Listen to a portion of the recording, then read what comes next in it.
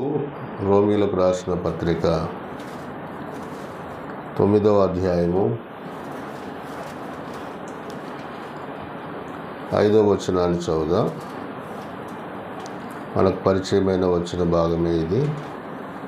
పితరులు వీరువారు, శరీరమును బట్టి క్రీస్తు వీరిలో పుట్టెను. ఈయన సర్వాధికారి అయిన దేవుడై ఉండి నిరంతరము స్తోత్రార్హుడై ఉన్నాడు అని రాస్తాను. మనం చదువుకున్న ఈ వచ్చిన భాగంలో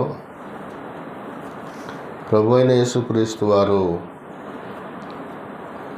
ఆయన ఏమై ఉన్నాడో అని చెప్తూ ఉన్నట్లుగా ఈ భాగంలో మనం చూస్తాం. చూడండి, 5వ వచనంలో పితరులు వీరివారు. పితరులు అంటే ఎవరు? పితరులు అని అంటే పూర్వీకులు, లేక పాత నిబంధనలో ఉన్నటువంటి వారు. అబ్రహాము, ఇస్సాకు, యాకోబు, లేకపోతే మత్తయి సువార్తలో 1:1 రాయబడినట్టుగా అబ్రహాము కుమారుడగు దావీదు కుమారుడైన యేసుక్రీస్తు అని రాయబడి. అంటే ఇక్కడ పితరులు అంటే పాత నిబంధనలో ఉన్న భక్తులు, లేకపోతే మరి ప్రభు యేసుక్రీస్తు వారు మరి యూదులకు, మరి యూదాలో నుంచి వచ్చినటువంటి వాడు కాబట్టి పితరులు అంటే ఇశ్రాయేలు ప్రజలు, యూదులు. వారిలో వీరివారు అంటే ప్రభు యేసుక్రీస్తు వారు ఎవరి వారు అని అంటే మరి పితరులకు చెందినవారు, పాత నిబంధన పూర్వకాలమందున భక్తులకు చెందినవాడు.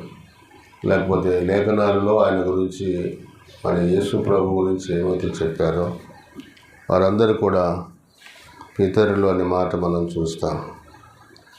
పితరులు అనే మాట బైబిల్లో చాలా సందర్భాల్లో కనబడతాయి. ఒక మాట చెప్పాలంటే మనకు ఇందాక చెప్పినట్టుగా పితరులు అంటే అబ్రహాము, ఇస్సాకు, యాకోబు, పాత నిబంధనలో జీవించిన భక్తులందరూ కూడా మరి పితరులు. అందులో యేసుక్రీస్తు గురించి ప్రవక్తలు పాత నిబంధన గ్రంథంలో, ధర్మశాస్త్రములో మరి రాయబడిన మాటలు అవి మనం గమనించాలి. పితరులు వీరివారు, శరీరమును బట్టి క్రీస్తు వీరిలో పుట్టెను అన్నమాట. శరీరమును బట్టి క్రీస్తు వీరిలో పుట్టెను. దావీదు వంశంలో మరి ఆయన జన్మించినట్లుగా మనం చూస్తాం. బైబిల్ స్టడీలో మరి మత్తయి సువార్త కల్లూరులో స్టడీ చేస్తున్నాను. అందులో యేసు ప్రభు యొక్క వంశావళిని స్టడీ చేసినప్పుడు మనకు ఆ విషయాలు అర్థమవుతాయి. క్రీస్తు వీరిలో పుట్టెను అనే మాట. ప్రభు అయిన యేసుక్రీస్తు వారు యూదులలో నుండి ఆయన జన్మించినట్లుగా, యూదుల రాజుగా జన్మించినట్టుగా మనం బైబిల్లో చూస్తాం. ఈయన అలా జన్మించిన ప్రభు అయిన యేసుక్రీస్తు వారు ఎవరంట? ఈయన సర్వాధికారి అయిన దేవుడై ఉండి అన్నమాట. ఇందులో ప్రభు అయిన యేసుక్రీస్తు వారు ఎవరిలో పుట్టాడో మనం చూసాం. దానికి ఒక వచనము మనం సహాయకరంగా చూద్దాము. అపొస్తలుల కార్యముల గ్రంథము 2:16, లేక హెబ్రీయులకు రాసిన పత్రిక చూడండి. హెబ్రీయులకు రాసిన పత్రిక ఒక వచనాన్ని నేను జ్ఞాపకం చేస్తా. 2వ అధ్యాయము 16వ వచనంలో ఒక చిన్న మాట. ఏలైనగా ఆయన ఎంతమాత్రమునో దేవదూతల స్వభావమును ధరించుకొనక అబ్రహాము సంతాన స్వభావమును ధరించుకొని అన్నాడు. పితరులు వీరివారు అంటే అక్కడ యూదులలో నుండి అబ్రహాము సంతానముగా, ఆ సంతానం క్రీస్తే అని గలతీ 3:16 అన్నట్టుగా మరి అబ్రహాము సంతాన స్వభావమును ఆయన ధరించుకొని వచ్చినట్లుగా మనం చూస్తాం. యేసుక్రీస్తు వారిలో జన్మించినట్లుగా మనం చూస్తాం. తర్వాత 8వ అధ్యాయం రోమాపత్రికలో చూడండి, 3 నుంచి 4 వచనాలు మీరు చదివితే శరీరమును అనుసరింపక ఆత్మను అనుసరించి నడుచుకున్న మన ఎందుకు ధర్మశాస్త్ర సంబంధమైన నీతి నెరవేర్చబడవలని పాప పరిహారం నిమిత్తం దేవుడు తన సొంత కుమారుని పాప శరీరాకారంతో పంపి ఆయన శరీరమందు పాపమునకు శిక్ష విధించను అని రాయబడింది. ఇక్కడ దేవుడు మరి ప్రభువైన యేసుక్రీస్తు వారిని ఎందుకు పంపినాడో అనే మాట ఇక్కడ మనం గమనించాల్సిన అవసరం. దేవుడు తన సొంత కుమారుణ్ణి పంపించినట్లుగా ధర్మశాస్త్ర సంబంధమైన నీతి విధి నెరవేర్చబడవలనని అని రాయబడింది.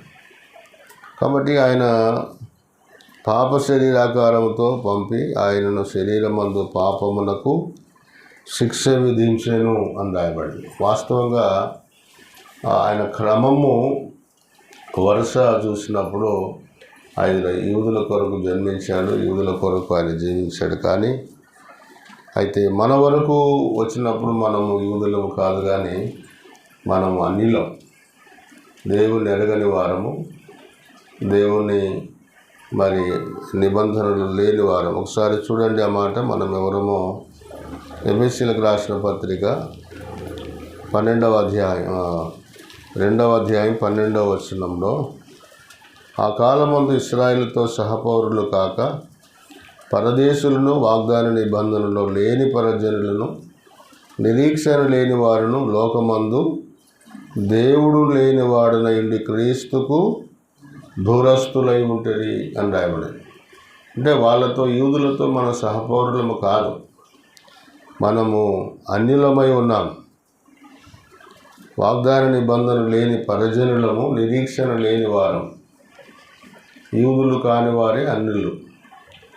యేసుక్రీస్తు మనకు ఆ రోజుల్లో రక్షకుడు కాదు. మనము ప్రభువైన యేసుక్రీస్తుని అంగీకరించిన వారం కాదు, అన్యులముగా ఉన్నాము, పరదేశులముగా దేవుడు లేని వారుగా ఉన్నాము, దేవునికి దూరస్తులుగా ఉన్నాము, క్రీస్తుకు దూరస్తులుగా ఉన్నాము అని ఇక్కడ తేటగా చెప్పబడింది. కాబట్టి మనము అన్యులమై ఉన్నప్పుడు దేవుడు మనల్ని ప్రేమించి మన కొరకు మరి శాపగ్రస్తమైన శిలువమ్రాను ఆయన మోసినట్లుగా, పాప శరీరాకారంతో వచ్చినట్లుగా మనందరి పాపాలను ఆయన తన మీద మోసుకొని ఆయన మరణించినట్లుగా మనం చూస్తాం. ఇక్కడ చూడండి, ఈయన ఏమై ఉన్నాడంటే, ఈయన సర్వాధికారి అయిన దేవుడై ఉండి నిరంతరము స్తోత్రార్హుడై ఉన్నాడు అని. కాబట్టి ప్రభువైన యేసుక్రీస్తు వారు ఏమై ఉన్నాడంటే, ఆయన వచ్చిన విధానం చెబుతూ ఉన్నాడు. తర్వాత ఆయన ఏమై ఉన్నాడో, ఆయన కలువరిలో ఆయన ఏం చేశాడో ఇవన్నీ కూడా మనం చూస్తాం. శాపగ్రస్తమైన మరి ఆ పాపాన్ని ఆయన తన మీద మోసుకున్నాడు. తన శరీరమునకు శిక్ష విధించబడింది. ఆయన మన కొరకు నలగగొట్టబడినాడని కూడా బైబిల్లో చూస్తాం. మన బాధలు, మన పాపములు ఆయన మీద మోసుకొని మరి శిక్షను భరించిన వాడుగా మనం చూస్తాం. ఎందుకు ఆయన జన్మించాడంటే, మన కొరకు మనల్ని విమోచించడానికి, మన కొరకు ఆయన మనల్ని విడుదల చేయటానికి, పాపశాపము నుంచి విడిపించడానికి ఆయన జన్మించాడు. శరీరమును బట్టి క్రీస్తు ఈ లోకంలో ఎందుకు జన్మించాడంటే, ఆయన తన శరీరమందు పాపమును మోసుకొని వెళ్ళడానికి, ఆ శరీరమందు శిక్షను భరించటానికి ఆయన ఈ లోకంలో జన్మించాడు. అది మొదటిది. రెండవది, ఆయన మరణించి సమాధి చేయబడి తిరిగి లేచి ఆయన ఏమై ఉన్నాడంటే స్తోత్రార్హుడై ఉన్నాడు. ఒక మాట చూడండి, 2 వచనాలు చూపించి మనం ఆరాధనలోకి వెళదాం. తిమోతి పత్రికలో ఒక మంచి మాట నేను చూపిస్తా. మొదటి తిమోతి పత్రిక 1వ అధ్యాయము 17వ వచనము, సకల యుగములలో రాజై ఉండి అక్షయుడును అదృశ్యుడునగు అద్వితీయ దేవునికి ఘనతయు మహిమయు యుగయుగములు కలుగునుగాక అని రాయబడి. ఇక్కడ ప్రభువైన యేసుక్రీస్తు వారు లేక దేవుడు ఏమై ఉన్నాడంటే సకల యుగములలో రాజై ఉండి అన్నమాట. అక్షయుడును అదృశ్యుడునగు అద్వితీయ దేవునికి ఘనతయు మహిమయు యుగాయుగములు కలుగునుగాక అన్నాడు. అంటే ఆయన నిరంతరము యుగాయుగములు మరి మహిమపరచబడే దేవుడు, స్తోత్రార్హుడై ఉన్నవాడు అని ఈ భాగంలో చూస్తాం. ప్రకటన గ్రంథం చూడండి. ప్రకటన గ్రంథము మనకు తెలిసిన వచనము ఇవన్నీ కూడా 5వ అధ్యాయం 12వ వచనం చూడండి. వారు వధింపబడిన గొర్రెపిల్ల శక్తియు, ఐశ్వర్యమును, జ్ఞానమును, బలమును, ఘనతయు, మహిమయు, స్తోత్రమును పొందనర్హుడని గొప్ప స్వరముతో చెప్పుచుండిరి అని రాయబడింది. కాబట్టి ఇక్కడ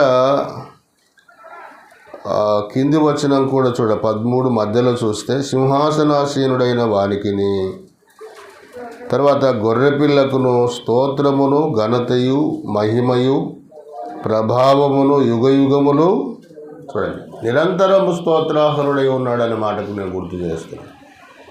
ఆయన అన్ని యుగాలలో మరి నిరంతరము, ఆయన యుగాయుగములో ఆయనకు ఘనత, మహిమ, ప్రభావములు కలగాలి. గొర్రెపిల్లకును అనే మాట ఆయన వధించబడిన గొర్రెపిల్ల అని రాయబడింది.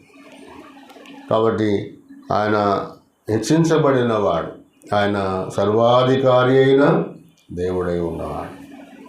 మనం ఈరోజు ఆరాధించడానికి వచ్చినాము అని అంటే ఆయన ఏమై ఉన్నాడో అది మనం ముందు ఎరగాల. ఆయన స్తోత్రార్హుడై ఉన్నాడు. ఆయన నిత్యత్వములో నా మహిమ నాకు మరలా అన్నట్టుగా ఒకసారి ప్రకటన మరి యోహాను సువార్త 17వ అధ్యాయంలో. కాబట్టి ఆయన భూమి మీదకి వచ్చినాడు, తండ్రి చిత్తం నెరవేర్చి కలువరిలో ప్రాణం పెట్టి మన కొరకు సర్వలోకానికి రక్షణ సిద్ధపరిచినాడు.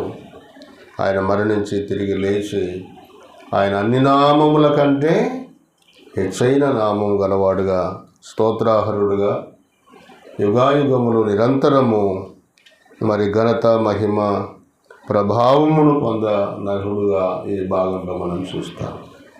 కాబట్టి మనము ఏమై ఉన్నామో మనం ఎరిగినప్పుడు, ఆయన ఏమై ఉన్నాడో అని తెలుసుకున్నప్పుడు ఖచ్చితంగా మనం ఆరాధన చేయక ఉండలేము. కాబట్టి ఇక్కడ గొర్రెపిల్లకును సింహాసనాసీనుడైన వారిని ప్రభువైన యేసుక్రీస్తు ద్వారా తండ్రి అయిన దేవుని ఆత్మతో సత్యముతో ఆరాధించవలసిన వారమై ఉన్నాం. కాబట్టి ప్రభువైన యేసుక్రీస్తు వారు అక్కడ సర్వాధికారి అయిన దేవుడు.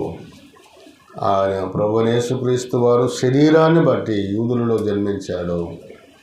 అయితే మరణించినప్పుడు మాత్రం అన్యులము కాకుండా, యూదులం కాకుండా, దూరస్థులమైన మనల్ని కూడా కలుపుకొని సహపౌరులుగా చేసుకొని మనకు గొప్ప రక్షణ ఆయన కలగజేశాడు.